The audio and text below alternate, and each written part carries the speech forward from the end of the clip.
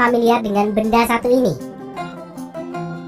Kaca merupakan bagian penting dari dunia modern saat ini. Kaca merupakan bagian integral dari banyak fungsi dalam kehidupan kita sehari-hari, mulai dari pengaplikasian sederhana seperti kaca jendela, gedung pencakar langit, layar ponsel smartphone, panel surya, dan juga sunroof mobil.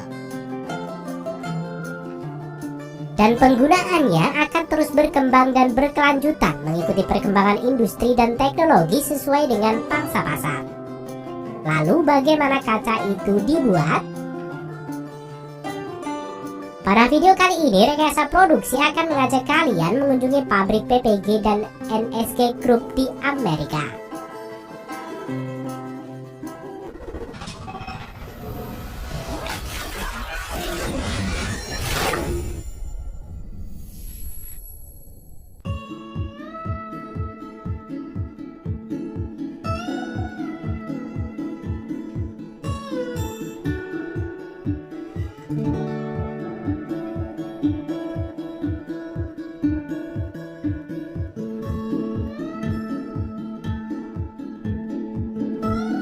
Kaca sendiri sebenarnya dihasilkan dari kombinasi sempurna antara pasir, gypsum, debu soda, batu kapur, dan dolomit. Pada video kali ini, kita akan melihat proses pembuatan kaca float atau kaca apung, atau lebih dikenal dengan kaca data inlaid yang diproduksi di pabrik. Kata float atau apung diberikan karena metode produksinya. Di seluruh dunia, 90% kaca diproduksi dengan metode terapung. Float glass memiliki permukaan yang transparan, rata, dan memiliki rona warna kehijauan alami. Pabrik ini dapat menghasilkan rata-rata beberapa ratus ton kaca setiap hari dan beroperasi dalam 24 jam sehari, 365 hari setahun, selama lebih dari 15 tahun. Ada sekitar 450 garis float glass di seluruh dunia yang memproduksi lebih dari 1 juta ton float glass setiap tahun. Hasil dari produksi float glass akan diolah kembali untuk produsen dalam pengaplikasiannya dalam dunia otomotif, arsitektur, panel surya, dan banyak aplikasi teknis lainnya.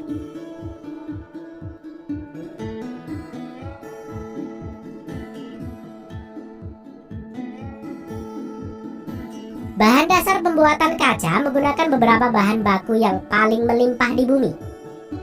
Bahan utamanya adalah pasir yang menyumbang 60% dari apa yang disebut dengan beige. Kapur dan dolomit ditambahkan untuk membantu sifat pelapukan kaca. Sementara soda dan sulfat menurunkan suhu di mana pasir akan meleleh.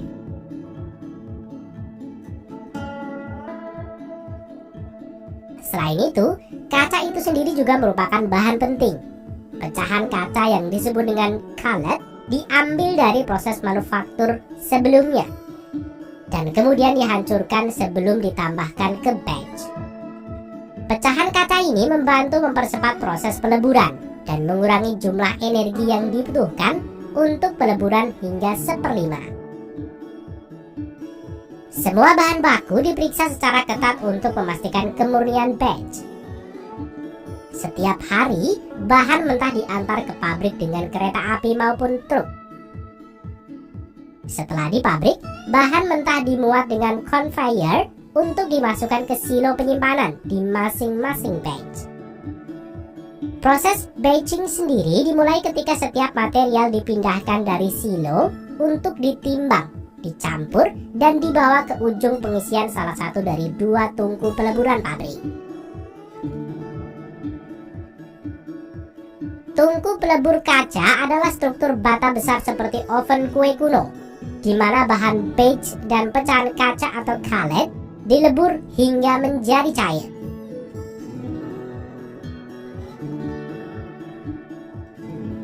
Pasir yang merupakan bahan utama dalam pembuatan kaca sebenarnya tidak dapat meleleh sebelum mencapai suhu 1648 derajat Celcius. Namun, karena pasir dikombinasikan dengan bahan lainnya dalam batch, sehingga semua bahan dapat meleleh pada suhu di bawah 1648 derajat Celcius. Saat bahan batch memasuki tungku, udara panas dialirkan ke dalam tungku dengan kipas besar dan bergabung dengan aliran gas alam.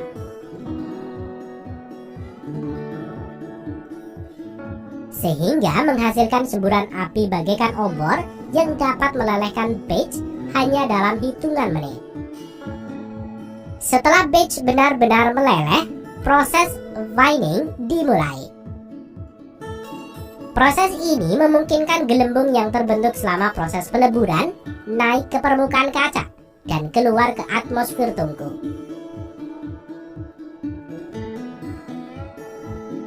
Setelah proses vining selesai, cairan kaca bergerak ke ruang berikutnya melalui lubang yang disebut dengan kanal untuk melalui operasi pembentukan yang dikenal sebagai bak. Proses ini didasarkan pada fakta bahwa cairan kaca mengapung saat mengeras di atas wadah timah cair. Roda bergigi yang disebut mesin peregang digunakan untuk mengatur ketebalan dan lebar pita kaca. Selain itu, elemen pemanas yang terletak di atas mesin peregangan juga mengontrol ketebalan kaca saat cairan kaca bergerak melalui bak menuju ke pintu keluar. Kemudian di terminal berikutnya, kaca akan didinginkan oleh serangkaian pendingin air. Kemudian kaca akan diangkat dengan aman ke conveyor utama. Ketika kaca pertama kali keluar dari bak pendingin ke ruang Lear pada conveyor utama, kaca ini telah didinginkan hingga sekitar 537 derajat Celcius. Kemudian di ruang Lear, kaca akan didinginkan lebih lanjut pada kecepatan yang terkendali untuk memastikan bahwa tekanan yang tepat dimasukkan ke dalam kaca untuk membuatnya terpotong dengan baik. Setelah pendinginan, kaca keluar dari ruang Lear pada suhu sekitar 176 derajat Celcius. Dan selanjutnya, didinginkan oleh kipas udara terbuka yang besar hingga sekitar 93 derajat Celcius. Saat kaca bergerak melalui area pendingin ini, kaca diperiksa dengan cermat sebelum operasi pemotongan. Namun sebelumnya, kaca akan melewati bawah mesin yang menaburinya dengan bubuk khusus di permukaannya untuk menyediakan media pemisah antara setiap potongan kaca. Selanjutnya, kaca dipotong dengan mencetaknya dengan roda pemotong karbida yang bergerak dua arah, sembari kaca terus berjalan di atas konveyor.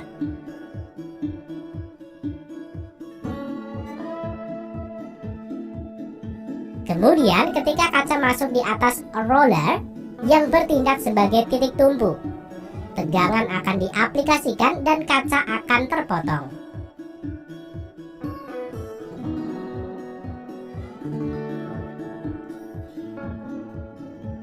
Setelah kaca terpotong, plat kaca selanjutnya diarahkan ke dalam kelompok kecil ke salah satu dari beberapa jalur pengepakan. Kaca dipindahkan dari konveyor jalur utama ke jalur pengepakan otomatis melalui konveyor gulung.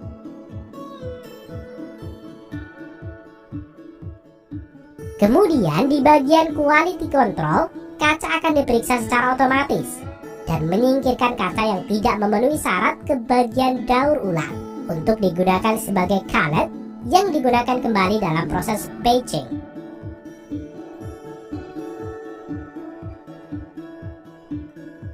Akhirnya kaca dikirim ke sistem VDM otomatis.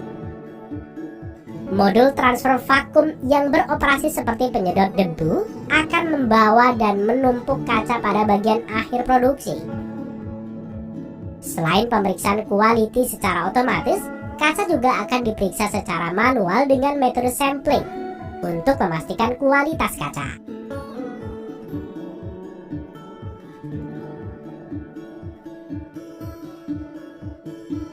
Dan akhirnya wadah disegel dan dipindahkan ke pengiriman untuk diantar ke para konsumen di seluruh dunia.